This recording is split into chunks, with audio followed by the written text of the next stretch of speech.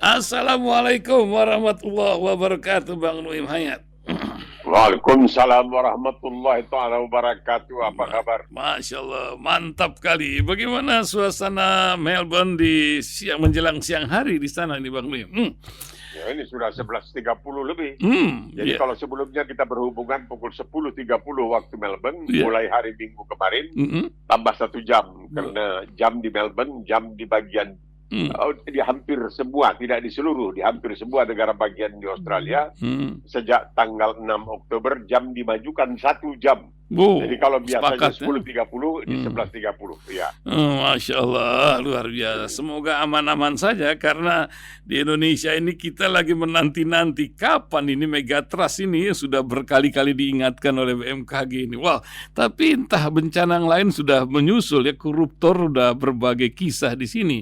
Nah, yang ingin kita bincang Bang Nuim itu kan banyak juga memperhatikan masalah perkembangan di Timur Tengah. Apa yang Bang Nuim melihat ketika Iran berhasil meloloskan setidaknya sebagian dari roket-roket beliau di tengah hiruk-pikuk pertempuran atau genosida di Palestina. Belum lagi Hizbullah yang nampaknya mengalami serangan walaupun daratnya belum bisa dimasuki hingga hari ini oleh pasukan Israel yang akan menyerbu ke Libanon atau bagian dari yang dikuasai oleh Hizbullah.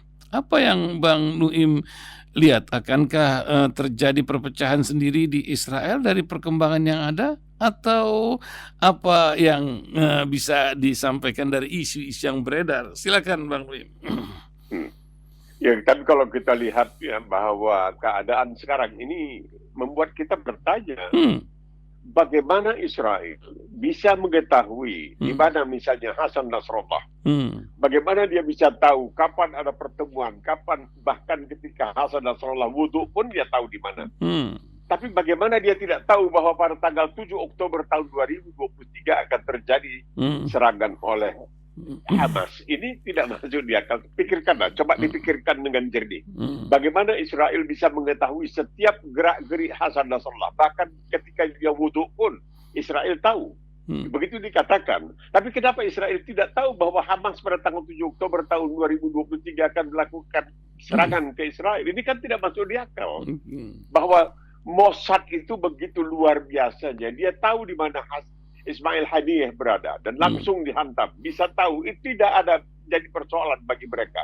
hmm, Gampang sekali. Mereka tahu segala yang terjadi, tetapi mereka tidak tahu akan terjadi peristiwa 7 Oktober 2023. Ini hmm, yang membuat orang bertanya-tanya, apakah 7 Oktober 2023 adalah suatu kesengajaan, hmm, seakan-akan seolah-olah Israel tidak mengetahui akan adanya gerakan oleh Hamas, hmm, sehingga Israel punya raison d'être, punya alasan yang sangat kuat untuk melakukan apa yang telah dilakukan. Sebab sekarang ini hmm, pengeboman yang dilancarkan terutama terhadap Gaza itu melampaui apa yang pernah terjadi dalam Perang Dunia Kedua, misalnya di Dresden dan lain sebagainya yang hancur dulu. Ini hmm, sangat luar biasa, sangat waduh, luar biasa, dan tidak ada satu pun kekuatan di permukaan bumi ini, di permukaan bumi ya, kita tidak bicara di langit tapi di hmm, bumi, hmm, yang mampu untuk mengatakan kepada Netanyahu, jangan lakukan. Oh, dia mengatakan tidak. Ini hmm, sebenarnya belum apa-apa, yang dia lakukan ini belum apa-apa. Dia bisa mengubah hmm, karakter seluruh Timur Tengah. Kita lihat hmm, bahwa dalam serangan Iran misalnya terhadap Israel,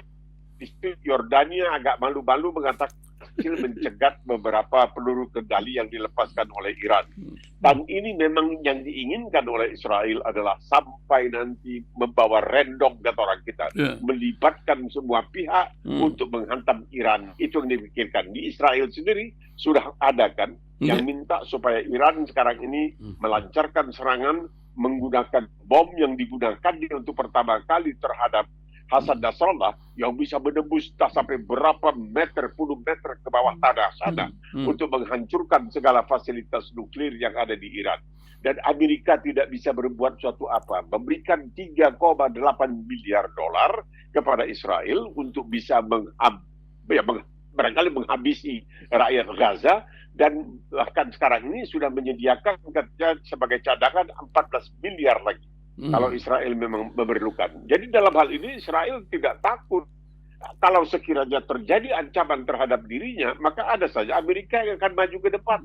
Kita tidak bisa melupakan kenyataan, Bung Ihsan. Dalam tahun 1967 bulan Juni, dalam apa yang disebutkan sebagai Perang 6 Hari, itu pesawat tempur Israel menyerang kapal Amerika, kapal perang Amerika. Hampir 40 orang angkatan laut, anggota angkatan laut Amerika tewas.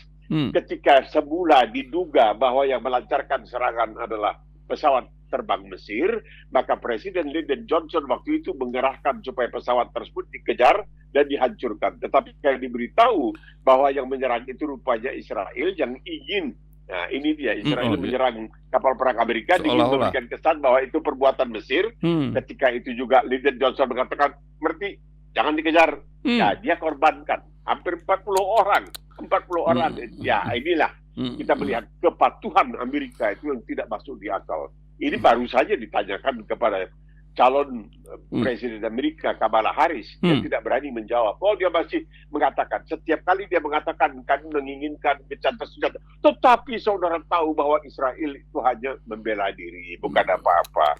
Jadi teroris Hamas, teroris Hezbollah, teroris semua. Kita tahu setelah Presiden George Bush mencadangkan peperangan terhadap terorisme di mana-mana, termasuk bahkan di Tiongkok ketika mereka melakukan penganiayaan dan kezaliman kepada bangsa Uighur. Tiongkok mengatakan itu adalah perbuatan untuk melawan terorisme. Oh, kalau begitu boleh.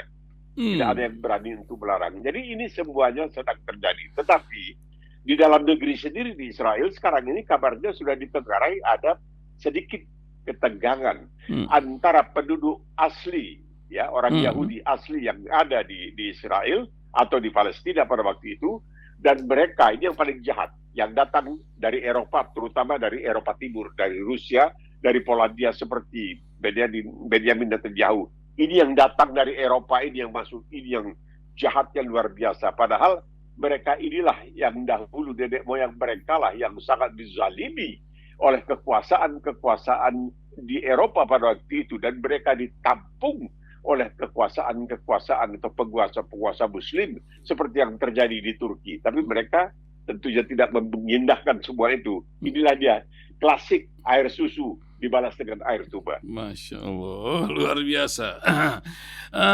Bang Nuim melihat, akankah Israel berani menyerang Iran yang akan menjadi dampak besar-besaran? Belum lama pertemuan para petinggi di Timur Tengah pun sudah diingatkan, siapa ikut-ikut akan ramai. Apakah memang itu tujuannya? Atau gimana, Bang Nuim? Ya. Iya, jelas, karena dia tidak bisa mencapai Iran membawa bom dengan pesawat tanpa melewati wilayah udara Arab Saudi. Ini yang menjadi masalah sekarang ini. Pernah ada desas-desus bahwa Arab Saudi mengatakan akan pura-pura tidak melihat, akan pura-pura memicingkan mata. Tiba-tiba tadi dipicingkan, tiba-tiba perut dikempiskan ke orang. Tetapi sekarang ini, kan kita tidak mendengar begitu banyak. Ya, Arab Saudi bicaralah sedikit sana kemari, tapi tidak begitu hebat barangkali. Seakan-akan tidak ada kejadian apa-apa. Mereka hanya tidak mau mengatakan sesuatu. Tetapi ketika Irak mulai buka suara, dan Irak itu tentu mayoritas negara Syiah, ya. Mulailah Arab Saudi mulai bicara, dan sekarang pun jangankan dikatakan di Timur Tengah, di Indonesia saja masih banyak. Kalau sudah sampai pada persoalan Syiah, mereka sangat dendam dan seakan-akan mereka akan lebih berpihak kepada Israel daripada kepada Iran. Padahal kita mengatakan kita bukan Syiah, kita Ahlus Sunnah wal Jamaah. Kita menganggap ya lakum didukung boleh di faman syaa'a falyu'min wa man syaa'a falyakfur. Itu kata Al-Qur'an, yang mau mukmin mukmin, yang mau kafir kafir. Tetapi kenyataannya adalah bahwa ini soal kemanusiaan. Kalau memang Iran itu bukan Muslim, jangan dikasih mereka masuk ke Makkatul Mukarramah, Madinatul Munawwarah untuk menunaikan ibadah haji, itu saja. Di samping itu, ini soal kemanusiaan. Man qatala nafs bighairi nafsin. Ini yang selalu jadi pegangan oleh banyak ahli dalam Islam yang mengatakan bahwa umat Islam itu berkewajiban membela siapa saja yang dizalimi. Karena ayat yang mengatakan man qatala nafs, barang siapa menghilangkan satu nyawa tanpa pembenaran, tanpa bisa dibenarkan, itu seakan-akan menghilangkan nyawa seluruh umat manusia. Jadi ini akhirnya ini adalah peperangan antara yang hak dan yang batil dalam persoalan kemanusiaan, belum sampai kepada perang yang disebutkan sebagai perang agama. Ya, memang ini sebuah hitam putih yang jelas. Tapi ya inilah Israel yang nampaknya sejarah akan menjawab. Manusia pun diuji, terutama di Timur Tengah. Apakah sedemikian sandra atau ikatan yang dibuat? Apa yang menyebabkan mereka tidak bergerak? Mesir, Saudi, Emirat maupun Yordan dan beberapa negara lainnya. Sandra apa? Sejarah apa yang menyebabkan mereka tidak bisa bergerak melawan Israel, Bang Lim? Ini kan masalahnya kalau kita lihat ke dalam negeri, ketika misalnya seorang ketua umum sebuah partai besar tiba-tiba mengundurkan diri sebelum waktunya, itu dia disandra. Ya, ini juga begitu. Nah, bangsa ini Arab Saudi itu ada semacam saling pengertian dengan Amerika. Jangan macam-macam. Arab Saudi itu pernah waktu satu kali katanya memberikan semacam bayangan akan menghentikan pasokan minyak ke Amerika. Amerika terus terang memberikan balasan, ya, tidak dibicarakan di luar.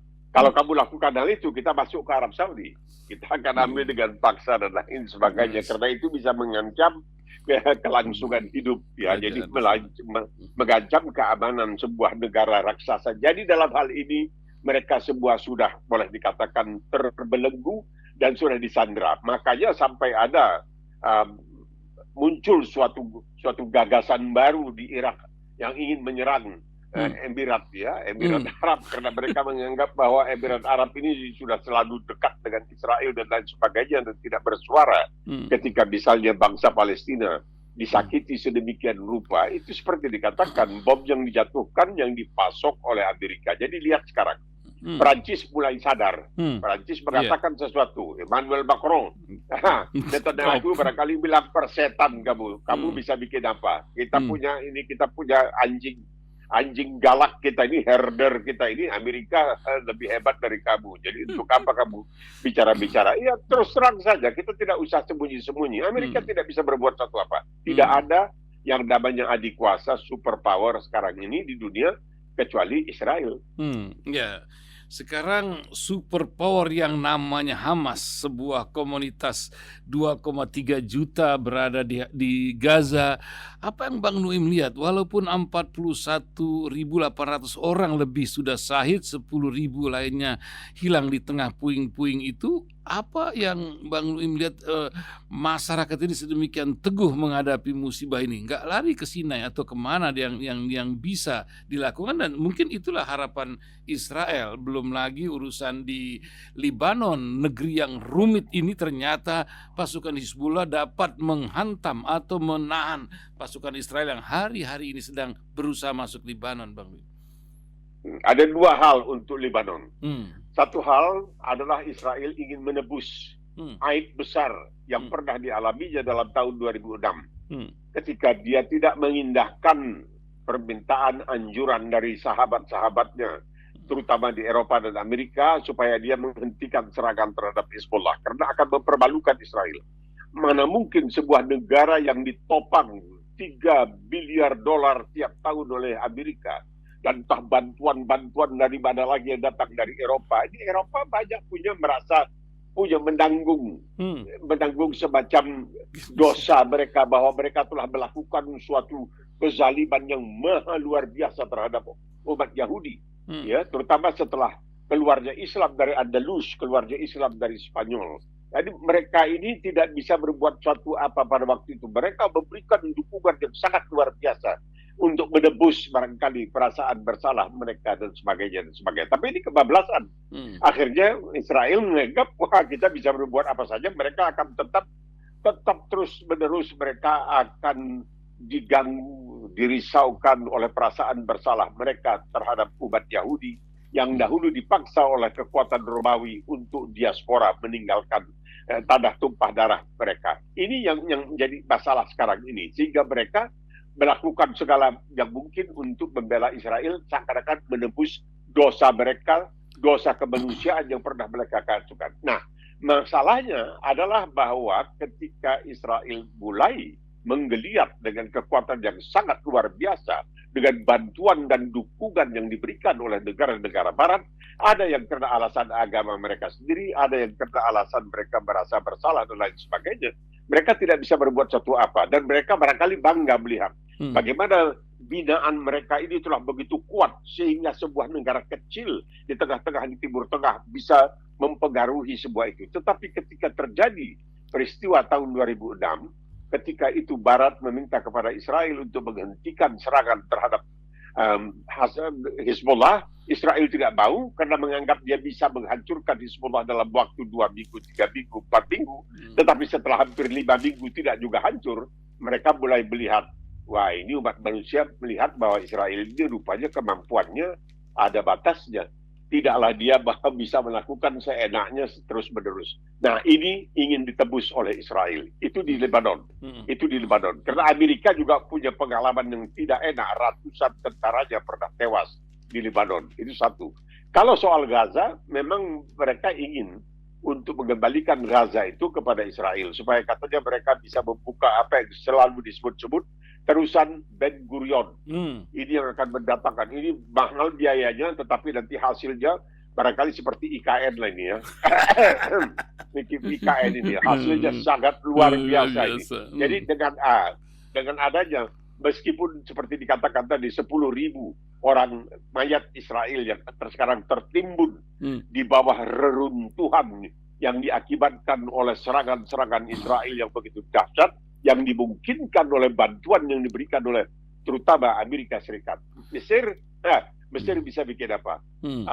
Abdul Fattah al-Sisi bisa bikin apa? Baru-baru ini dia pergi ke Turki, seakan-akan ingin meyakinkan, saya masih berpihak kepada negara-negara Muslim ini. Tapi kita lihat, dia tidak akan mampu. Kalau nanti Israel mengatakan, buka itu pintu pagar Rafah dan biarkan orang-orang Palestina pindah ke Sinai, ke sana, dia tidak akan bisa berbuat satu apa. Dia bisa keras terhadap bangsanya sendiri. Dia bisa melakukan kudeta terhadap misalnya Muhammad Mursi dan lain sebagainya. Tetapi kalau sudah berhadapan dengan Netanyahu, kita tahu kan, ketika terjadi 7 Oktober 2023, yang namanya Joe Biden dengan menggeletar datang berpeluk dengan Netanyahu dan sebagainya. Tapi Netanyahu bilang, kamu sudah datang sekarang ini mengunjungi kerabat ini. Untuk mengunjungi kerabat, kamu datang ke sini. Bayangkan itu, Presiden Amerika Serikat yang dianggap sebagai negara adikuasa, tapi tidak bisa berbuat satu apa. Tidak bisa berbuat suatu apapun sampai sekarang. Seperti dikatakan, 3,8 miliar dolar sudah disampaikan, dan sekarang 14 miliar dolar standby untuk diberikan kepada Israel. Iya, tidak bisa berbuat apa-apa. Kita balik ke dalam negeri, seperti rakyat juga sepertinya di sini tidak bisa berbuat apa-apa. Ini ketika kepentingan yang merengsek ke Dewan Perwakilan Rakyat kemarin dilantik itu luar biasa. Di tengah-tengah peringkat korupsi ke 115 di bawah Timur Leste, bahkan Indonesia sekarang ini. Katanya si pengurus KPK akan dilantik atau dipilih ini bentar lagi, entah macam mana yang terjadi. Yang aneh juga, Fufu Fafa tuh rame sekarang ini dibahas ketika elit sibuk mengurusi negeri yang antah berantah ini. Pasirnya aja menjadi harga yang mahal buat negeri jiran Singapura. Nah, apa yang Bang Nuim lihat dari ketidakmampuan rakyat di negeri sendiri? Kayaknya tanpa oposisi nih sekarang ini. Cuman Bang Nuim? Sekarang ini orang calon pimpinan 10. Di antaranya itu Yohanes Tadak. Ini orang dikatakan bermasalah, tapi kok bisa lulus? Nah, sekarang tergantung kepada dalam tanda kutip para wakil rakyat, tapi apakah mereka memang mewakili rakyat? Ya, kalau tidak, bagaimana Joko Widodo bisa mengatakan itu kan bukan keputusan saya, itu keputusan rakyat? Ya karena betul, dalam hal ini benar, disetujui oleh DPR. Saya ingat waktu itu ada suatu wawancara radio mengenai IKN, ya dari radio di Jakarta. Tapi kasih tahu begini Bang, katanya, ini kami sudah menerima itu IKN itu sebagai suatu proyek yang direstui oleh seluruh bangsa Indonesia. Jadi maksudnya Abang jangan kritik-kritik lah, kita mau bicara itu. Jadi memang betul. Nah, kita yang ingin kalau bisa ini menarik ya, bahwa menjelang akhir masa kerja DPR tahun 2024, itu yang hadir di dalam sidang juga terbatas. Kemana anggotanya? Ya, kemana? Jadi saya teringat membaca sebuah tulisan mengenai DPR di Swedia.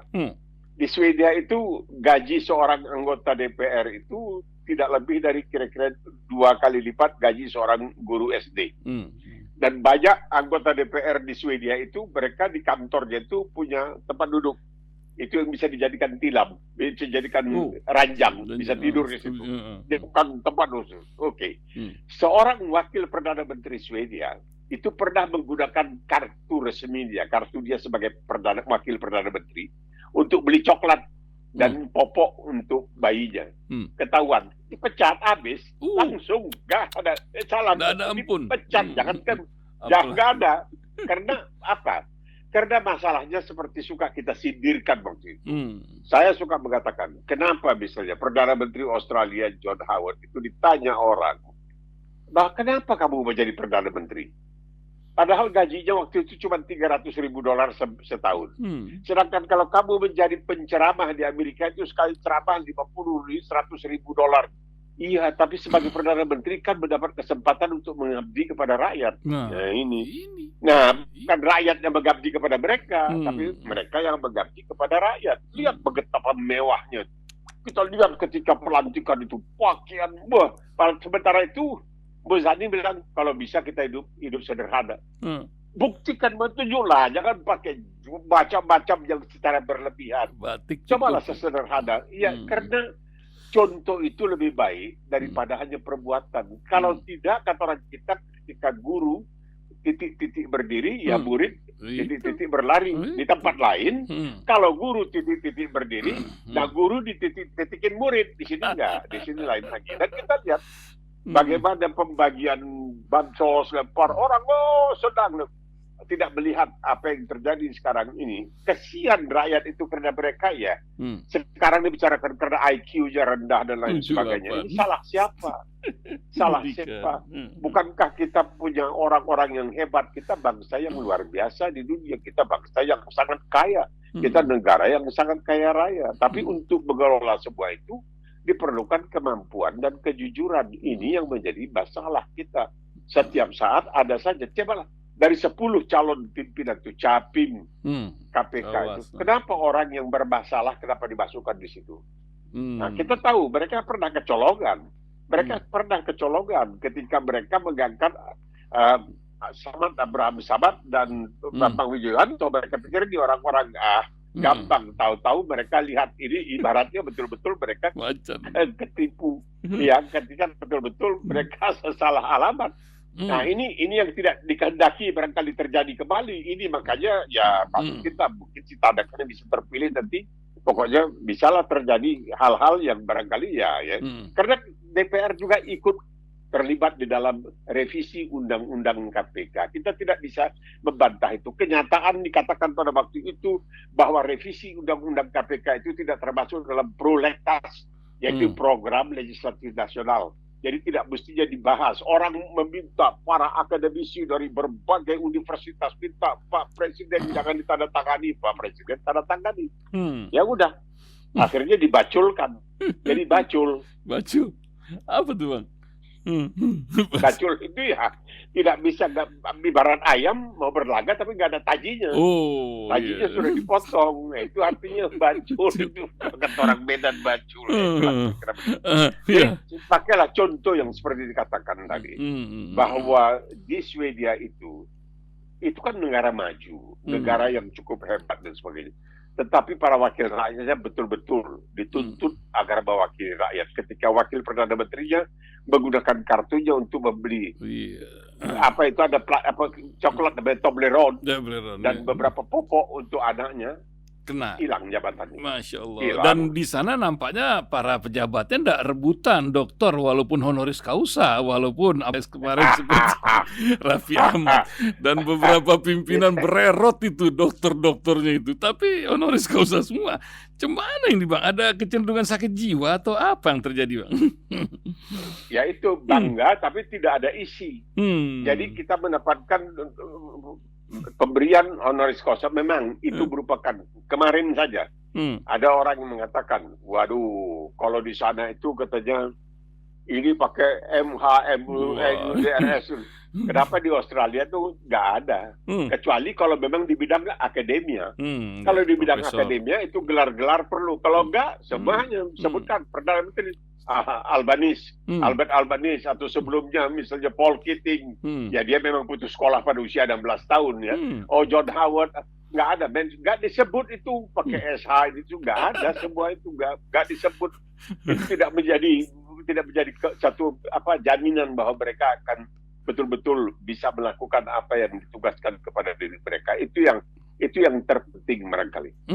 Nah, di menit-menit terakhir Bang, ini saya ingin tanya, sebagai bangsa Indonesia, orang Medan dari Lubuk, dari kampung-kampung Medan, ada istilah sekarang, jangan pernah berhenti mencintai Indonesia.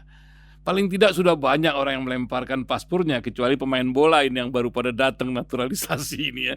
Mungkin ada putih, entah ada apa. Tapi apa yang menyebabkan kalimat itu harus kita pegang tuh? Jangan pernah berhenti mencintai Indonesia.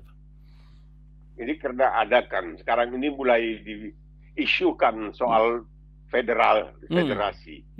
Nah ini yang menjadi mulai ada yang mengatakan nampaknya ini merupakan satu alternatif yang cukup menarik. Nah ini mulai karena orang mulai mengatakan seperti kalau yang diambil keputusan oleh satu saja langsung semua harus ikut patuh. Mungkin barangkali perlu dilakukan pemikiran kembali supaya ada barangkali di sini checks and balances ya, karena melihat bahwa DPR paling tidak di masa lalu kita melihat harus bikin IKN, setuju Pak Presiden bikin IKN, harus revisi undang-undang, setuju 100%, berdiri lurus, tegak lurus, bukan tanpa reserve. Di zaman Soekarno tanpa reserve. Nah sekarang ini mulai ada yang mengatakan ini, kembali lagi dulu, waktu kita baru-baru merdeka, saya ingat itu waktu kecil itu, selalu ada guyonan.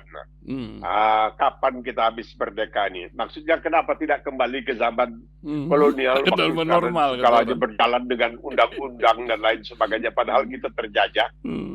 Ada pandangan seperti itu, tapi itu hanya guyonan saja. Nah sekarang ini kembali lagi, kenapa ini timbul? Ya karena mereka melihat, waduh, susah ini kalau begini caranya. Mungkin kalau dibuatkan, karena mulai ada yang bicarakan kalangan diaspora di luar negeri memikirkan bagaimana kalau dibikin sekiranya ini federasi ya, seperti di Amerika Serikat itu suatu federasi, juga seperti ya di Australia ada otonomi yang diberikan kepada negara bagian masing-masing, walaupun mereka merupakan satu kesatuan secara federal. Jadi orang mulai mencari-cari barangkali, apakah cara yang seperti itu mungkin lebih baik daripada cara yang sekarang, karena banyak yang merasa bahwa mereka tidak terpenuhi, tidak terwakili oleh wakil yang telah mereka pilih. Ini yang kesian, jangan sampai, karena bagaimanapun kita harus menerima kenyataan bahwa negara kesatuan Republik Indonesia ini adalah warisan dari seorang yang bernama Muhammad Natsir, Allah yarhamu.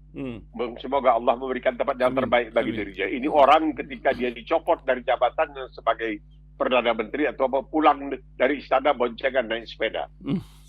Nah ini kita jadi kesian. Dia sudah berjuang habis-habisan karena ingin membuat Indonesia sebagai negara kesatuan Republik. Tapi tidak banyak yang ingat itu dan tidak mau ingat. Kenapa? Karena Nasir itu Masyumi itu Muslim dan dia tidak boleh diingat-ingat. Jangan dikenang-kenang segala jasa para pahlawan di Penogoro, Sudirman ini, jangan. Itu tidak menguntungkan, seakan-akan tidak menguntungkan. Ini yang menyedihkan kita. Mungkin karena itu ada yang berkata, ya udahlah, terima sajalah. Mungkin ini tidak akan berketerusan. Insya Allah ini ada batas waktunya. Siapa tahu, barangkali 5 tahun ke depan. Karena sekarang dikatakan Indonesia emas tahun 2045. Kalau dengan IQ yang seperti sekarang ini, ya kita mesti memikirkan. Karena banyak yang mengatakan bahwa sekarang rakyat katanya dalam keadaan inflasi-deflasi. Dalam soal deflasi ini, banyak yang terpaksa harus mulai menggerogoti tabungan mereka. Ini tidak baik. Karena menurut penilaian juga dalam kelas menengah kita mulai merosot ke bawah. kelas menengah kita. Ini juga tidak begitu mencerahkan, tidak begitu menjanjikan bagi kita semua. Betul Bang, kata pengurus DKM masjid lagi pada garuk-garuk kepala, kenapa nih kotak amal kok merosot ya sekarang ya? Ya, Itu diantara celotehan-celotehan mereka ya, kalau mereka lagi pada kumpul. Apa yang ingin Bang Nuim sampaikan di hari ini untuk kalimat hikmah untuk pendengar radio Silaturahim? Tafadhal Bang Nuim. Saya masih tetap mengingatkan, tadi bicara mengenai soal Muhammad Natsir, Allah yarhamu. Mengenai soal Bahrudin Harahap ketika habis pemilihan tahun 1955, bagaimana dia akan dilantik sebagai Perdana Menteri. Malamnya kata adik kandungnya yang merupakan teman saya, harus naik sepeda ke sana kemari Jakarta untuk pinjam jas dan lain sebagainya. Bagaimana almarhum Muhammad Hatta itu ketika beliau wafat, ditemukan itu masih ada iklan sepatu Bali di dalam perpustakaannya yang dia ingin sekali untuk beli tapi tidak terbeli. Orang yang pernah menjadi wakil presiden, orang yang merupakan, inilah kesalahan kita melupakan proklamator. Iya, tapi ada 2 orang yang melakukan proklamasi itu didampingi oleh Muhammad Hatta dan lain sebagainya. Nah, ini semua yang kita rindukan, sifat-sifat yang seperti ini, bukan kekayaan-kekayaan berlimpah ruah dengan pakaian yang begitu mewah-mewah. Dan ini yang dikatakan diajak oleh pimpinan DPR, MPR sekarang ini, kita hidup sederhana dan lain sebagainya. Karena itu yang penting sebenarnya. Kenapa? Karena ria itu adalah suatu bentuk dari sifat yang tidak terpuji di dalam Islam. Bahwa Islam itu harusnya tetap kesederhanaan untuk tidak menyakiti hati rakyat. Tapi barangkali rakyatnya tidak mau.